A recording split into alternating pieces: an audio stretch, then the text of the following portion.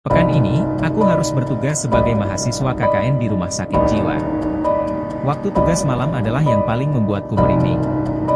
Bagian yang paling mencekam adalah saat harus membuat laporan di malam hari di asrama. Karena laporan tugas deadline harus selesai besok. Asrama ini dulunya adalah tempat menginap bagi para staf medis yang bekerja di rumah sakit ini. Namun, seiring berjalannya waktu, tempat ini dijadikan tempat mahasiswa menginap selama KKN di sana. Kisah-kisah menyeramkan berkeliaran di antara para pegawai dan mahasiswa yang menginap, tentang adanya aktivitas paranormal di sana. Namun, aku hanya menganggapnya sebagai cerita hantu semata. Tapi, semua itu berubah pada suatu malam. Ketika aku dan teman sekelompokku berada di asrama pada malam itu, ruangan tersebut terasa sangat gelap dan sepi, jauh dari pemukiman warga dan jalan raya. Aku berusaha untuk tetap tenang dan mulai mengerjakan laporan. Tapi, tiba-tiba aku merasa udara menjadi lebih dingin, dan suasana menjadi tegang. Aku merasa ada sesuatu yang salah. Tiba-tiba, aku mendengar suara langkah kaki dan benturan gundu, seperti sedang ada aktivitas di luar kamar yang datang dari koridor gelap. Aku berpikir itu mungkin hanya salah satu dari teman kelompokku yang ingin mencoba mengagetiku. Aku keluar untuk memastikan ternyata koridor sepi, tidak ada siapa-siapa di sana. Teman sekelompokku bingung kenapa aku hanya terdiam di depan kamar. Aku masuk dan menceritakan ke mereka kalau aku tidak melihat siapapun di luar. Padahal tadi kita semua mendengar suara aktivitas di luar.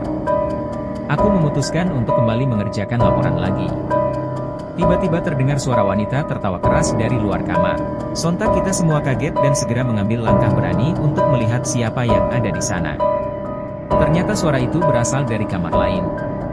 Di sana ada teman dari kelompok yang lain berteriak ketakutan yang kulihat, membuat bulu kuduku merinding. Di depanku, kulihat temanku sedang duduk sambil tertawa dengan wajah pucat berdiri, matanya kosong dan menyeramkan, ternyata sedang kesurupan. Semua panik berteriak dan berusaha berlari keluar dari asrama, tetapi ketua kelompok melarang keluar. Mereka disuruh menunggu di ruang tengah. Aku dan 4 orang temanku disuruh masuk ke kamar untuk membantu temanku yang sedang kesurupan itu. Lalu menutup pintu kamar dan dikunci dari dalam agar dia tidak lari keluar dan melukai teman-teman lainnya. Aku dan teman-teman lain mulai memberanikan diri dengan memegangnya karena takut dia memberontak dan menyakiti dirinya sendiri dengan langkah lambat. Salah satu dari kita mencoba bertanya kepada dia dengan gemetar. Dia tidak menjawab dan hanya tertawa. Ketua kelompok dengan sigap memanggil Ustadz di dekat asrama. Selama menunggu Ustadz datang, aku dan teman-teman berdoa. Dia tetap tertawa sambil melotot ke arah kita semua dengan tatapan yang menyeramkan. Setelah itu Ustadz datang dan segera memberikan doa-doa agar dia cepat pulih. Saat itu, aku merasa sensasi dingin dan mengerikan merayap di sepanjang kulitku. Kemudian, dia menghilang begitu saja. Setelah beberapa saat dia sadar, Ustadz mencoba menjelaskan apa yang baru saja terjadi. Ternyata kita semua mungkin berisik dengan menyetel musik saat membuat laporan tadi. Dan penghuni asrama merasa terganggu. Sejak malam itu, aku tidak lagi meragukan adanya aktivitas paranormal di asrama rumah sakit ini.